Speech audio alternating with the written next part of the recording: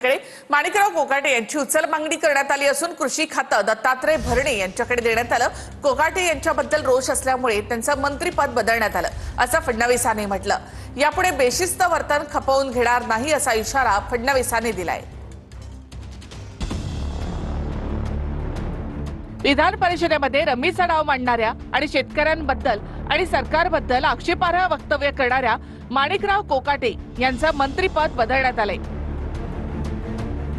कोकाटे यांच्याकडचं कृषी खातं दत्तात्रय भरणे यांना आणि भरणेंकडचं असलेलं क्रीडा खातं कोकाटेंना देण्यात आलं। कोकाटेंबद्दल रोष असल्यामुळे त्यांचं मंत्रीपद बदलण्यात आल्याचं मुख्यमंत्र्यांनी सांगितलं।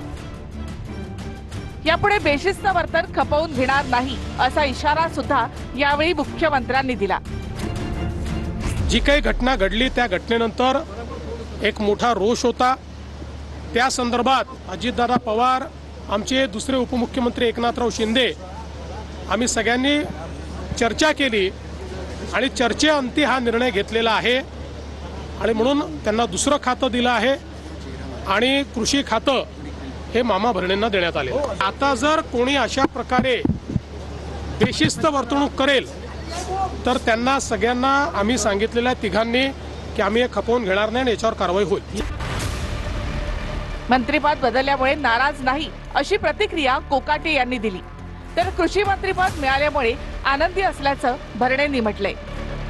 शेवटी एका शेतकऱ्याच्या मुलाला आज कृषी खातं मिळतंय याच्यासारखा आनंद कुठला असू शकतो आणि निश्चित प्रकारे या माध्यमातून या राज्यातील शेतकऱ्यांना न्याय कसा मिळेल यावर माझा भविष्यामध्ये भर राहणार आहे।